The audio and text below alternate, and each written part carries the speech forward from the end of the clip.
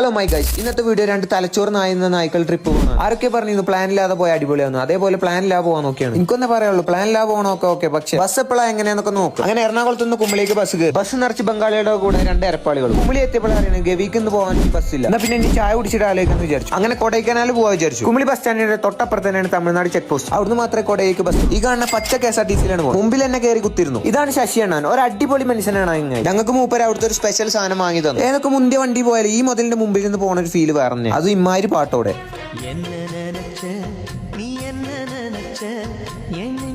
അങ്ങനെ വിജനമായ റോട്ട് കൂടി അപ്പുറത്തും കുറെ കൃഷിയൊക്കെ ആയിട്ട് ഞങ്ങൾ യാത്രയായി. നിങ്ങളിപ്പോ വിചാരിക്കേണ്ട റോട്ടിലൊക്കെ പൂക്കൾ കണ്ടിട്ട് അവിടെ കാളവേല നടന്നു കിടന്നു. നിങ്ങൾക്ക് തെറ്റിട്ടോ. അതെന്താ വെച്ചാൽ അവിടെ ഒരു ചങ്ങായി മരിച്ചു കാണാം. അപ്പൊ ആളെ കൊണ്ടതിന്റെ കോലാണ്.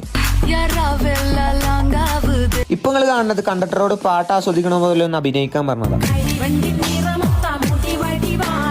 കൊടൈക്കനാലിന്റെ അടുത്തുള്ള ഒരു ബസ് സ്റ്റാൻഡിൽ ഇറങ്ങി. അങ്ങനെ ബാക്കി നാളെ